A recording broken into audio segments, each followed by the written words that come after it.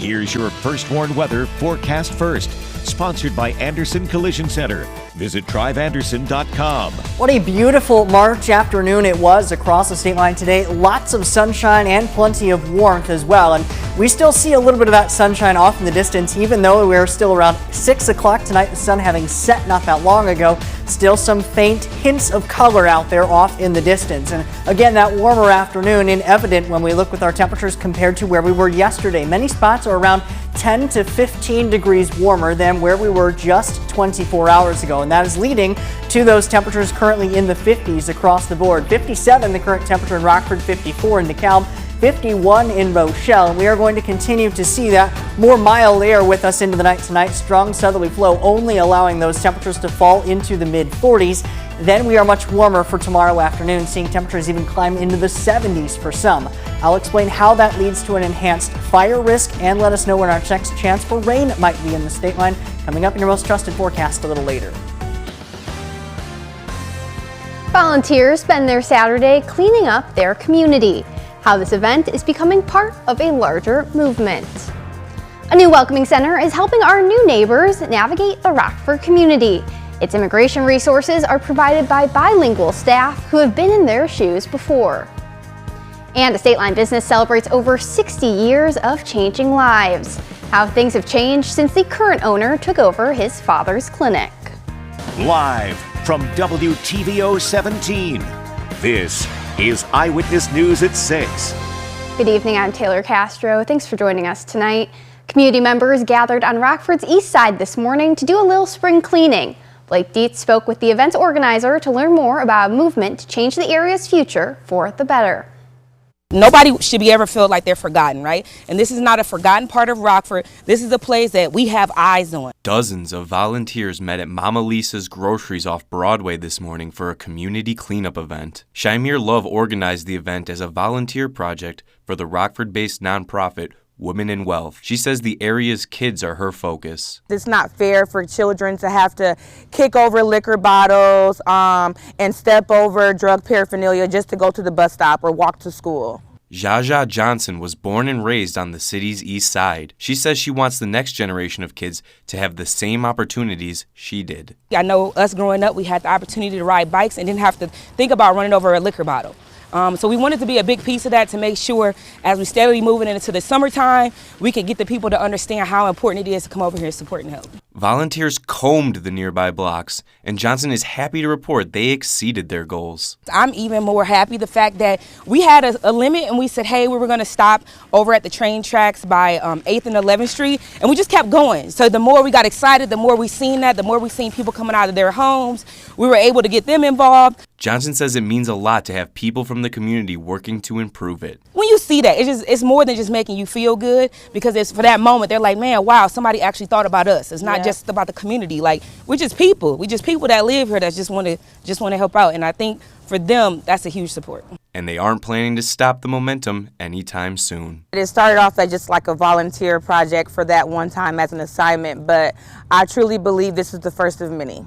Reporting in Rockford for your home team, I'm Blake Dietz. A Rockford agency holds its grand opening at Brooke Road United Methodist Church.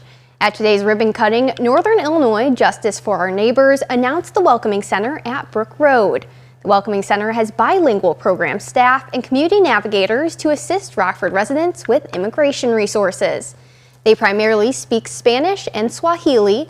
The center will have Know Your Rights workshops, healthcare referrals, and citizen classes, among other programs and resources. The leaders of the center are immigrants themselves who have made Rockford their home.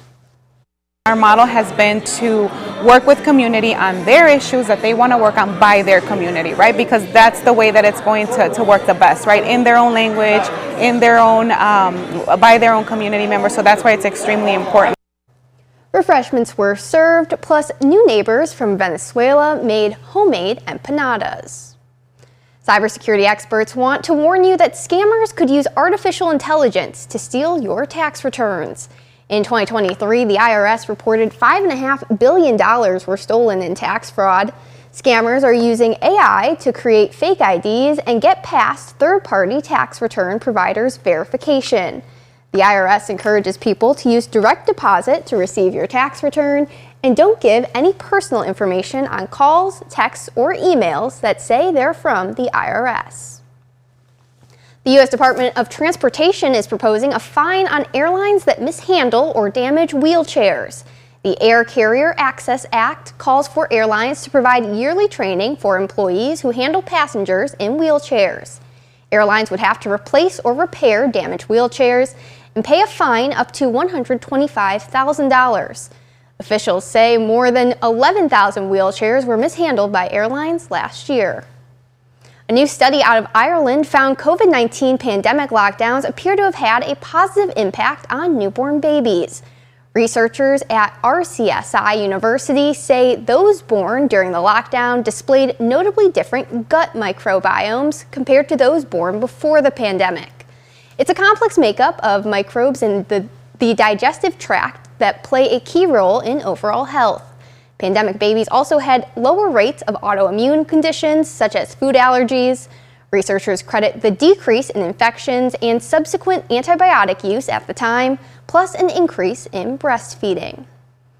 A local business opens its doors to the community to celebrate 63 years in the state line. Northern Prosthetics and Orthopedic hosted an open house this afternoon. The clinic was started in Rockford back in 1961. They have since moved into a larger building on Charles Street. In 63 years of business, the clinic has never held an open house. Today, they could speak with clients and other healthcare professionals in a casual setting. We have fitted thousands and thousands of people in the state line area with orthopedic bracing and prosthetic limbs that allow them to walk. And it's a very special feeling to have the skill to allow somebody to do that. There were food and drinks, entertainment, and a raffle for a smart TV.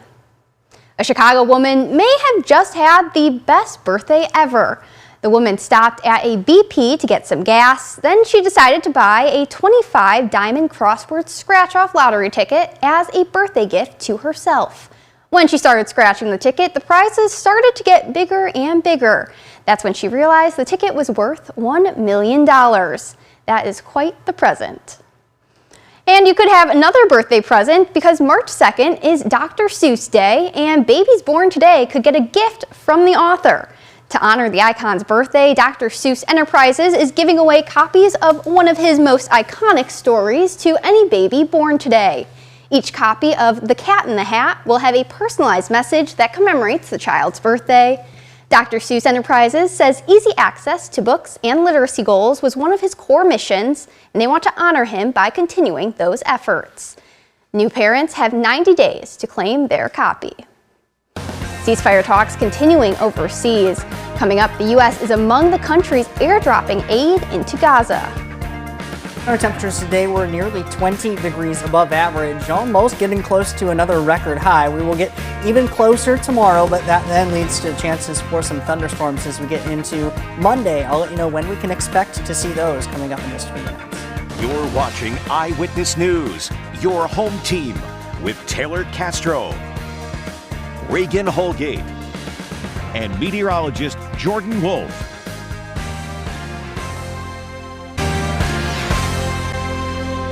The U.S., in cooperation with Jordan, dropped 66 pallets of aid into Gaza as the humanitarian crisis there continues to worsen. Jordan, along with France, Qatar, the UAE, and Egypt, have all been airdropping aid. This comes amid word of progress in ceasefire negotiations. Here's Inez de la Cutera with the details. Senior U.S. administration officials say Israel has essentially endorsed a framework for a ceasefire and hostage release deal. Now, Hamas must agree to it. The proposal, according to U.S. officials, includes a 6-week ceasefire in Gaza, as well as the release by Hamas of hostages considered to be vulnerable: the sick, the wounded, the elderly, and women. The Biden administration has been pushing for a deal to be struck before the start of the holy Muslim month of Ramadan, which begins in just over a week.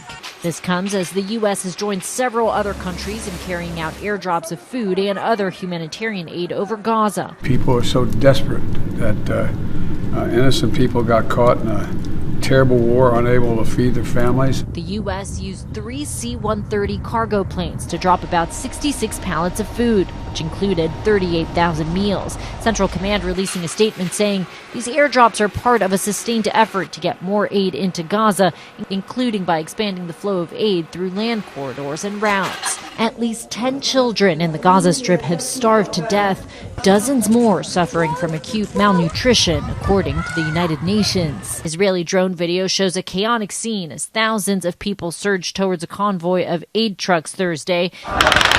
Israeli troops opening fire on the crowd. The IDF saying its troops fired warning shots and only opened fire on people when they got too close to one of their tanks. The IDF adding dozens of people were also crushed to death in the chaos. Survivors and witnesses disputing that. The Hamas-run health ministry in Gaza said more than 100 Palestinians were killed, hundreds more injured. The White House now calling for a full investigation, calling the deaths tragic and alarming. That was Inez de la Cutera reporting. Temperatures were in the 60s today under lots of sunshine. Jordan says it will be even warmer tomorrow, but storm chances are not far behind. His forecast is next. Now, your First Warn weather forecast from meteorologist Jordan Wolf. As our sunsets are inching closer and closer to 6 o'clock, we still see some of that light off in the distance, even as late as 6:15 here this evening. In particular, some of that color off on the horizon overlooking our Beloit, Wisconsin SkyTrack camera, as we have really not seen a whole lot of cloud cover throughout the entire afternoon today. And that even continues as we get late into the evening as well. Satellite and radar also depicting a very clear picture other than some of that upper level clouds that has been working its way through. We continue to hold on to stronger southerly flow, and that's really kept things pretty quiet across a broad region of the country as well, not only here in Illinois, but also across much of the plains as well, as they continue to see strong southerly flow, keeping their temperatures a little bit on the warmer side. Not too far off to the west, even late in the evening, we still see many spots in the 60s and 70s across the plains. Not quite as warm here, but we are still in the 50s, 57 degrees in Rockford. A couple other places across the state line as well, still sitting in the 50s, 51 degrees in Rochelle, 51 in DeKalb, 57 in Janesville, 53 in Freeport. A couple of our weather watchers also reporting some of those temperatures. Jim on the southwest side of Rockford reporting a temperature of 59 degrees, as well as Terry out in Genoa reporting 59 degrees as well. I didn't quite have enough time to put their graphics together, but at least wanted to give them a shout out as well. Our temperatures remaining fairly mild into the rest of the night tonight, only falling into the mid 40s underneath those clearing skies, but those southerly winds really taking a toll once we get into tomorrow afternoon. That will help to bring our temperatures well into the 70s here as we get into the afternoon. Those southerly winds keeping our temperatures fairly warm overnight tonight, only in the mid 40s as I mentioned, but even warmer than that once we get into the afternoon tomorrow. And look at these winds, they could be around 20 to 25 miles an hour, gusting close to 40 miles per hour during the afternoon. That paired with some of that sunshine brings our temperatures into the 70s, nearly record high temperatures. If we get to 73 in Rockford, that would tie a record high temperature for the day before that day tomorrow. We're getting pretty close to that once we get into tomorrow as well as Monday. Those strong wind gusts, again, close to 40 miles an hour during the afternoon tomorrow. And eventually they do subside a little bit as a cold front comes in during the day on Monday. But on Sunday is going to be kind of the main focus for that, because we could see those winds gusting close to 40 miles an hour, and that paired with dry vegetation and really mild and dry air could lead to some enhanced fire risk during that time as well. Again, that mild and dry air with temperatures in the 70s, dew points only in the 40s, leading to humidity around 40 to 50%. That paired with those strong winds gusting close to 35 or even 45 miles per hour, and the dry vegetation that we've had, because we really haven't seen a lot of rain here even to start off meteorological spring or much in the winter as well. That could lead to some chances for some fires to spread pretty rapidly if they get started during the day tomorrow. So avoid any outdoor burning if you have those capabilities to do so. Again, temperature is going to be much warmer for the afternoon, into the 70s with lots of clearing going on, but we do see a cold front coming in that brings us our next chance for some thunderstorms as we get into Monday afternoon and Monday evening. Futurecasts not really depicting a huge widespread thunderstorm chance, but at least a few scattered thunderstorms embedded within these lines of showers, and a few embedded thunderstorms, as I mentioned, are possible as we get into Monday evening and Monday night. The Storm Prediction Center does have a highlighted risk that is going to be well off to the south for at least the severe storms, just a general risk of thunderstorms, but we could see a potentially strong to severe storm making its way into the state line during the afternoon. 70s on Sunday, nearly record warm for both Sunday and Monday, but much cooler and quieter behind that, still in the 50s above average toward the end of the week. Thanks, Jordan. Reagan's next with sports. We've reached the final week of the regular season in men's college basketball, and the Fighting Illini look to be tournament ready.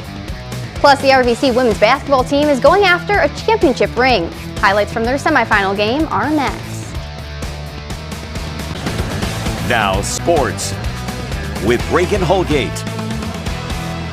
Well, we are in the home stretch of the college hoops regular season, and that means the Fighting Illini are closing in on tournament time and with a few conference games left to make sure they are in good shape for March. Today was Marcus Domask's homecoming in Madison. He hasn't played a game at the Kohl Center since his high school career ended 5 long years ago. The Badgers were up 5 in the first. Tyler Wall backs it up, misses the layup, but Stephen Crowell is there for the putback dunk. Later in the half, Terrence Shannon Jr. knocks down the 3 to bring Illinois back within 3. Then it's Coleman Hawkins driving the lane. He kicks it to Domask, who drains the corner triple. Let's take things to the late in the second half. Domask attacks the rim, finishes the layup. Domask finished with a game-high 31 points. Welcome back, my friend. Illinois wins their third straight, 91-83 the final there, to improve to 13-5 in the Big Ten.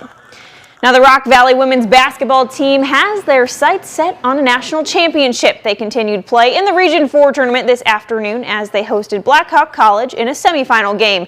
Mia Moore will put up one from behind the arc, a big bounce off the rim, but it goes in. Now, Maya Mitchell goes coast to coast all the way to the rim for a layup. Then it's Moore again who passes to Mitchell, and she's off the glass again. And then former Jefferson standout Carly Colson with a short jumper. That eventually drops there. RVC defeated Blackhawk 87-48. The Golden Eagles will play for the regional championship next Saturday. The RVC men will host a semifinal game tomorrow night. Now, 2 other RVC teams were crowned national champions this afternoon. That's the men's and women's bowling teams. They were competing in Lansing, Michigan this weekend. This is the 3rd straight NJCAA national championship for both teams. Congrats to the bowlers on another incredible season. RVC is hosting a welcome home celebration tomorrow at 1 p.m. Now, one of the state line's best high school football players is ready to make a jump to play college ball and at the Division I level. Hononegah senior Isaiah Huey signed a national letter of intent today with Eastern Illinois University. He signed at Foundation Sports Performance in Winnebago, where he trains at Triple T Impact Training. Huey was an All-Nic 10 first-team player the last 2 seasons. Last season, he led the conference in receiving while also standing out at defensive back and as a kick returner. Hononegah went undefeated in the regular season and won the Nic 10 championship. Huey verbally committed to Northern Iowa last year, but he flipped his commitment to Eastern Illinois in December. He'll be getting a full-ride scholarship with the Panthers, who are coming off an 8-3 season in the Ohio Valley Conference. Really, the main thing was the relationship with my coach, the DB coach there, Coach Fleming. He kept in contact with me from day one since he offered me at my camp to all the way until, having to switch my scholarship up, my offer. And just that relationship I had with him was really huge. I'm excited for the competition. We play Illinois next year, Northwestern. I'm really excited to be able to, get that kind of exposure. Now, Huey was recruited by several other schools, including Western Illinois, Indiana State, and Southeast Missouri State. He plans to major in finance. That's sports. We'll be right back. The First Warn Interactive Radar from Rockford Auto Glass & More continues to show the clearer skies that we have for the rest of the evening tonight. Temperatures only falling into the mid-40s. We rebound very nicely for tomorrow afternoon, but very blustery conditions as well. Temperatures near the 70s, wind gusts close to 40 miles per hour. A chance for thunderstorms on Monday, quieter for the rest of the week. Thanks, Jordan. Thank you for joining us.